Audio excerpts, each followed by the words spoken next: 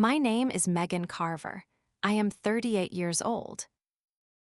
10 years ago, my parents stood in a banquet room outside Portland and watched me marry a man they loved.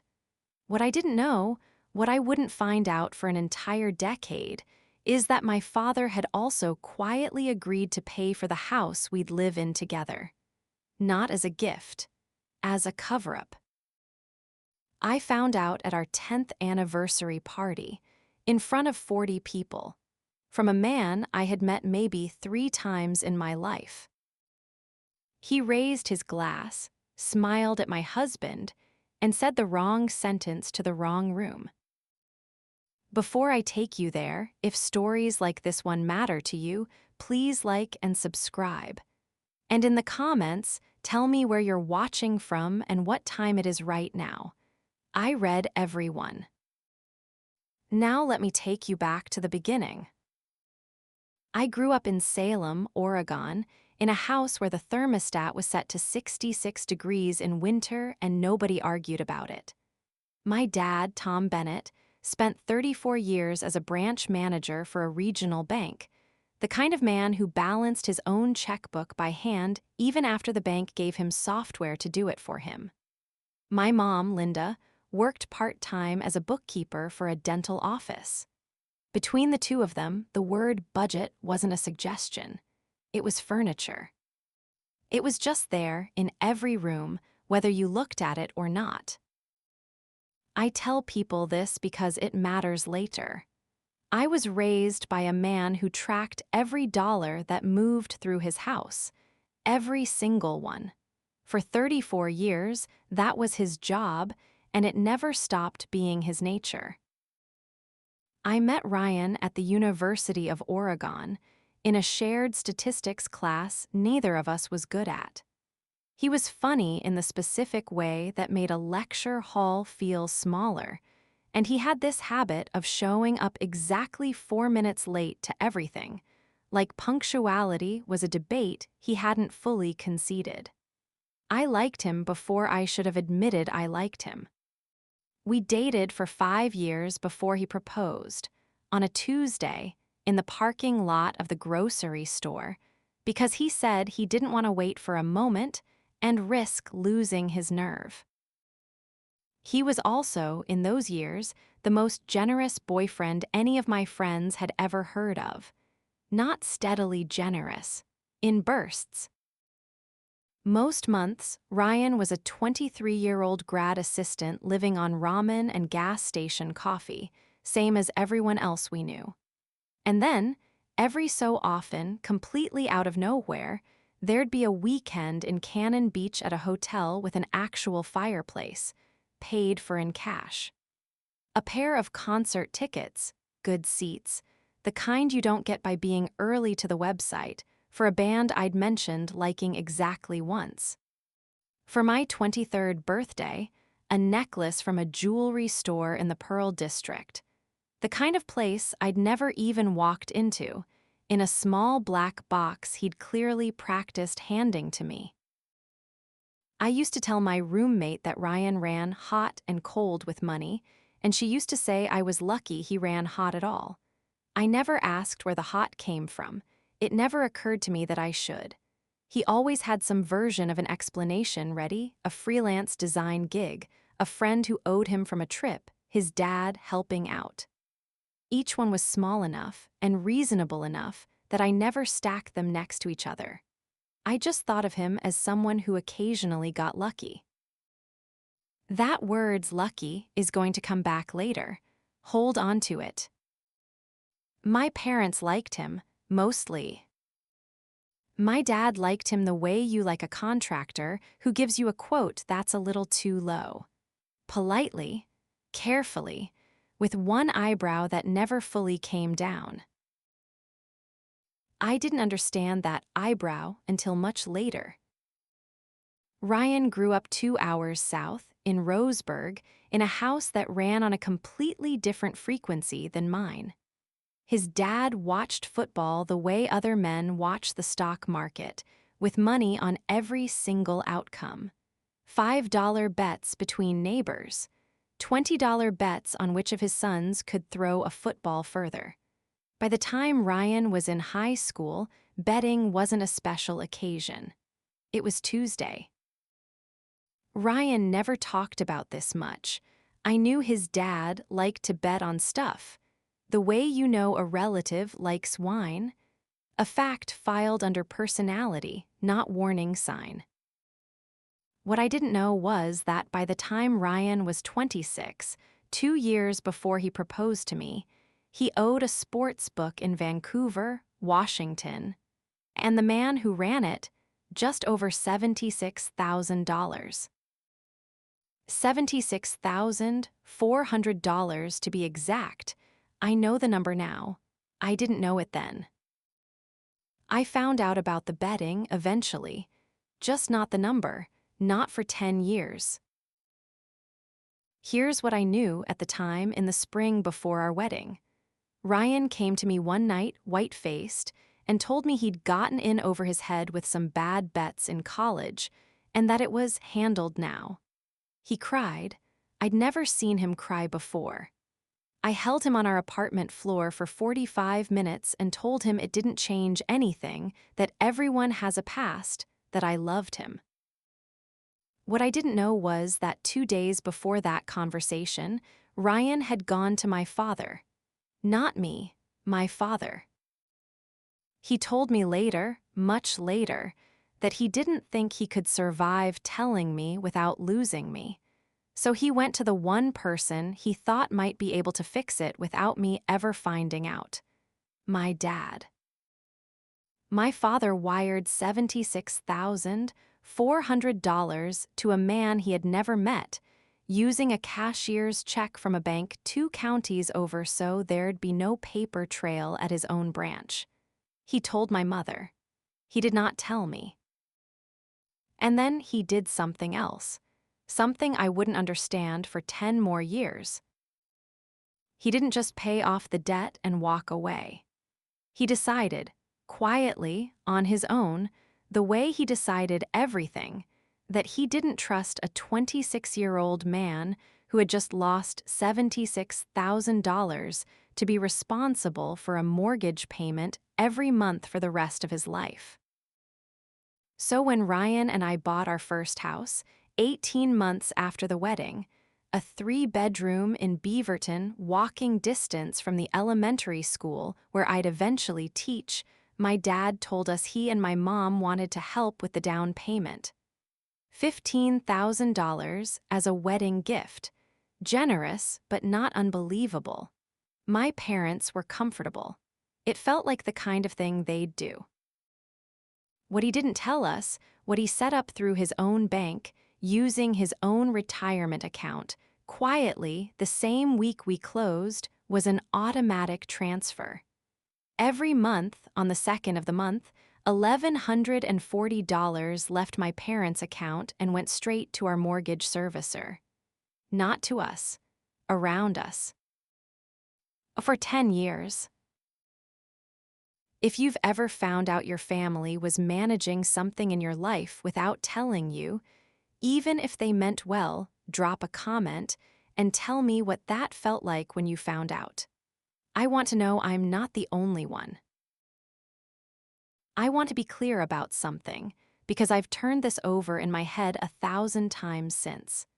My dad wasn't trying to control my marriage out of cruelty. He was scared. He just handed a stranger $76,000 to protect his daughter from a disaster, and the only way he knew how to keep protecting her was to make sure it never happened again by removing the variable entirely. By removing Ryan from the equation, quietly, every single month, without ever saying so. And Ryan let him, because the alternative was telling me the real number, telling me what he'd actually done. And he'd already told me the smaller, survivable version of the truth, and I'd forgiven that version, and I think some part of him decided that was the truth now. The version I'd accepted. He didn't ask my dad to keep paying, but he never told him to stop either. For 10 years, my husband woke up on the 2nd of every month and didn't think about it. My father woke up on the 2nd of every month and thought about it on purpose. I was the only person in my own life who didn't know what was happening in it. The next 10 years were, by every measure I had at the time, good ones. We had our son, Eli, 2 years after we bought the house. Our daughter, Ren, came 3 years after that.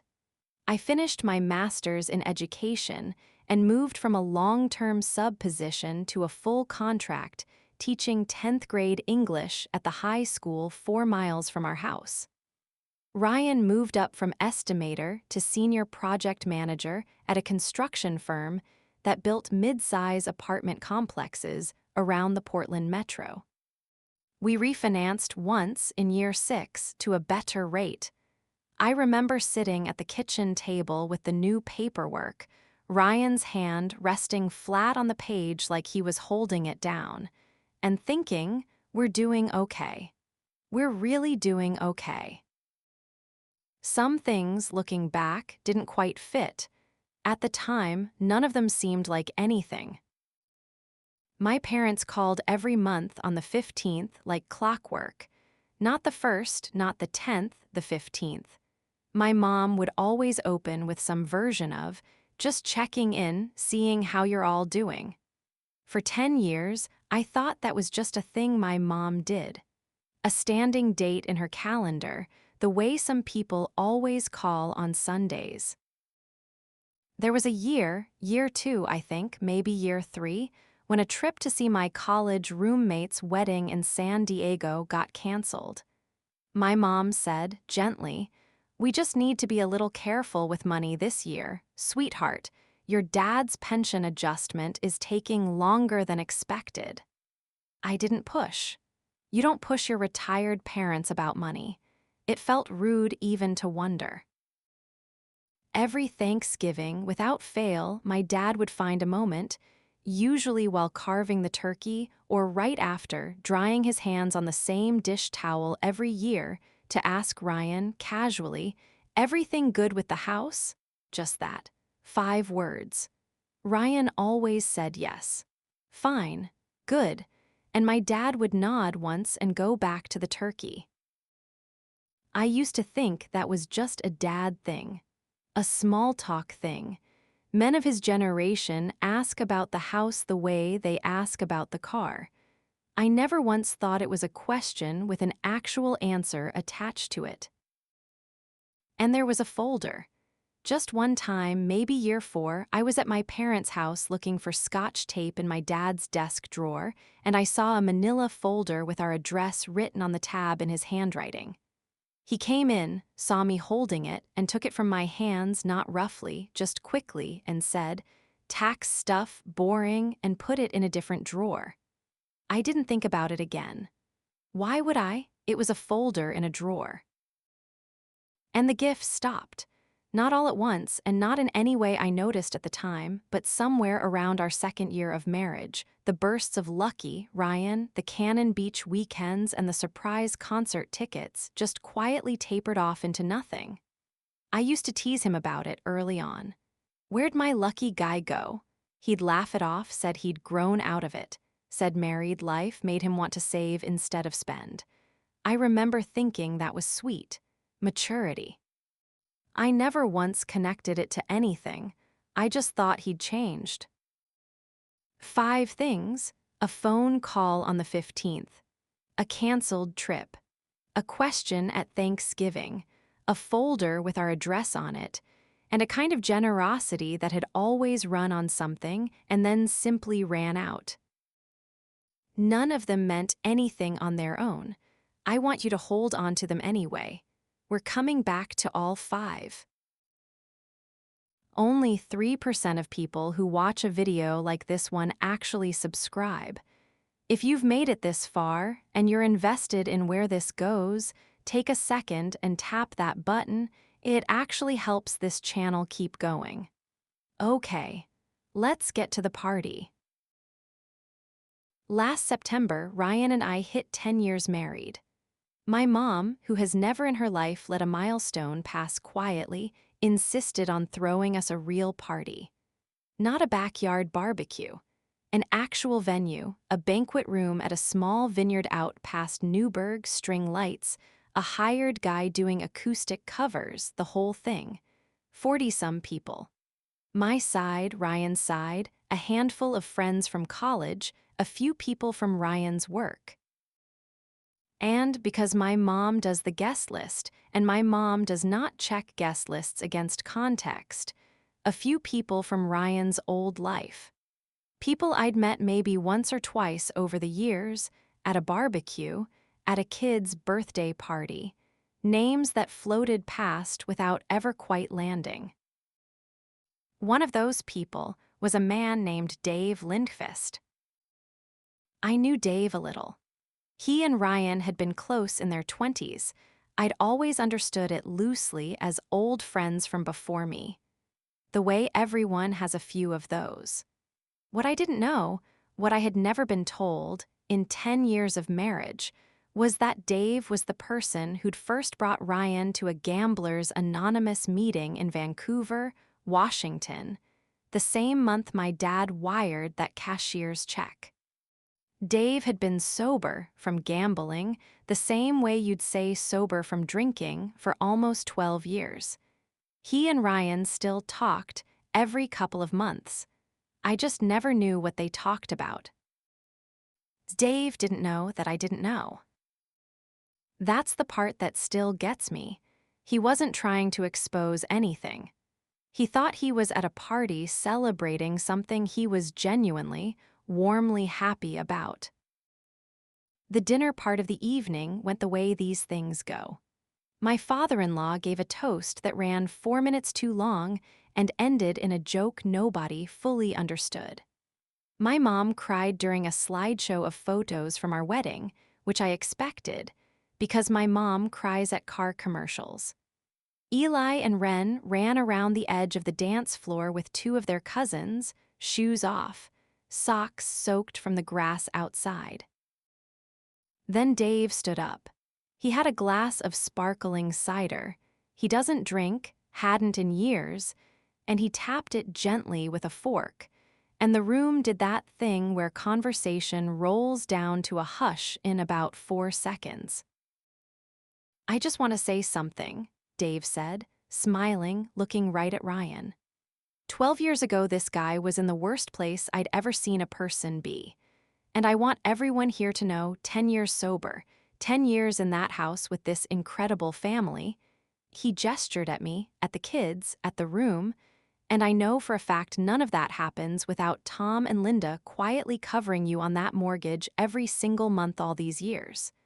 That's not just family. That's real family. To Ryan and Megan.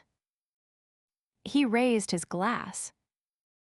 For about 4 seconds, nothing happened. Someone near the back, I think it was Ryan's cousin, raised his glass too, automatically, the way you do at a toast, before he'd actually process the words. A few people clapped, half a beat too late, the way you clap when you're not sure if you're supposed to. I looked at my mother. My mother was looking at her wine glass like it had just become the most important object in the room. My father was looking at me, just at me, and in his face, in that 1 second, I saw something I had never seen on my father in 38 years. He looked caught. I smiled. I want to be clear about that. I smiled. I clapped. I even said something like to 10 years. Because there were 40 people in that room and my children were 6 feet away in their good shoes, and I was not going to be the reason this party ended in a scene. But somewhere behind my eyes, a phone call on the 15th of every month, a canceled trip to San Diego, a question about the house every Thanksgiving, a manila folder with our address on it, and a string of lucky gifts that had quietly stopped the same year all of this started, all 5 of them. All at once, clicked into place like tumblers in a lock. Here's what I want you to understand about that night. I didn't confront anyone. I didn't pull my dad aside. I didn't say a single word to Ryan in front of anyone. I danced with my son. I cut the cake. I hugged my mother goodbye at the end of the night and told her it was a beautiful party, because it was, and because I needed 12 more hours before I said anything to anyone. I drove home with Ryan in silence. The kids were asleep in the backseat within 10 minutes, the way kids are after a party that goes past their bedtime. Heads tipped sideways, mouths open, completely unaware that the car they were sleeping in had just become a very different place than it had been 3 hours earlier. I didn't say anything that night. I lay awake until almost 3, running the math. $1,140 a month, times 12, times 10 years. $136,800. That's not the part that kept me up, though. The number wasn't the thing. The thing was the 15th of the month. 10 years of phone calls, just checking in, sweetheart, that I now understood were never about checking in on me. They were my mother every single month, confirming the transfer had gone through, confirming the secret was still holding. The next morning, I called my parents and asked them to come over without the kids. I texted Ryan at work and asked him to come home for lunch. I didn't say why to either of them. I think both of them already knew. When everyone was sitting at our kitchen table, the same table where Ryan and I had signed the refinance papers 4 years earlier, his hand flat on the page, I didn't raise my voice. I didn't cry, not yet. I just put 5 things on the table, literally, one at a time. A printed bank statement showing the recurring transfer, which I'd found in about 90 seconds once I knew what to look for. A photo of the manila folder, which I'd taken with my phone years ago without even realizing I'd kept it. A calendar with every 15th of the month for the last year circled. A napkin from the night before with the math written on it, $136,800. And last, a printed photo from our second anniversary trip to Cannon Beach, the one with the fireplace, the one I used to think of as just a nice memory. This is the year the gift stopped, I said, tapping the photo. I want to know why. I'm not angry that you helped, I said, and I meant it. I want to be honest with you. I did mean it, even that morning. I'm not even angry about the money. I'm angry that for 10 years, every single person in this room knew something about my own life that I didn't. I was the only one who didn't get a vote in my own marriage. My father didn't argue. That was the part that surprised me most. My dad, a man who could justify a parking ticket for 15 minutes, just sat there, hands flat on the table, and said, "You're right, I should have told you. I told myself I was protecting you. I think I was really just protecting myself from ever having to find out if Ryan would let it happen again." Ryan didn't say much either, at first. He looked, honestly, relieved, the way you look when something heavy you've been carrying alone finally gets put down, even if putting it down means everyone can see how heavy it was. Later that night, after my parents left, he told me the rest of it, the real number, $76,400, the man in Vancouver, the meetings with Dave, all of it. 10 years of a story I'd only ever heard the short version of. We didn't end the marriage over this. I want to say that clearly because I know where some of you might think this is going. We're still together. But it's different now, and I think it's better, even though better came with a few very hard months. We sat down, me, Ryan, my parents, and ended the automatic transfer. Ryan and I refinanced again on our own, qualifying on our own income, which we could absolutely do. We'd been able to do it for years. It turned out My dad just never gave us the chance to find that out. My parents didn't lose anything.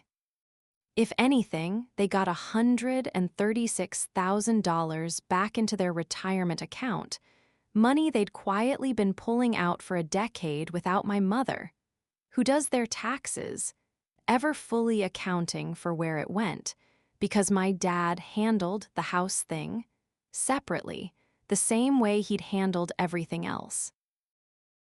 Ryan and I started going to a couples counselor, not because the marriage was in danger, but because I realized, for the first time in 10 years, that I didn't actually know what my husband had been carrying, and he didn't know how to put it down without my dad's help. We're 6 months into that now. It's slow. It's honest, though in a way our marriage hadn't been, even though I never would have said it was dishonest before. My dad and I talk now, too, really talk, not everything good with the house talk. It's awkward sometimes. 38 years of a certain kind of relationship doesn't become a different kind overnight. But last month, on the 15th, my mom called, just to talk, not to check anything. And we were on the phone for almost an hour, and at the end she said, "I like this better." The 15th used to make my stomach hurt a little every month for 10 years. I didn't even notice until it stopped. I've thought about that a lot since. Here's where I landed. 1. The people protecting you don't always tell you what they're protecting you from. And sometimes that protection costs you the chance to actually know your own life. 2. A kindness with a hidden condition attached to it isn't fully a kindness. My parents' help was real. So was the fact that it came with strings only they could see. 3. Looking back, the clues were never hidden. The phone call, the canceled trip, the question at Thanksgiving, the folder, even the gifts that quietly stopped, I had all 5 pieces for years. I just had no reason to put them together. 4. My husband didn't lie to me by saying something false. He lied to me by letting an old, smaller truth stand in for a bigger one for a decade. Both of those things can be true, and both of them hurt. 5. Finding out the truth 10 years late didn't ruin the last 10 years. It just meant I finally got to understand them, and that's not nothing, even when it's hard. If this story meant something to you, I'd love to hear from you. Drop a comment and tell me about a small, ordinary detail in your own life, a phone call, a habit, a routine that turned out to mean something completely different than you thought. I read every one.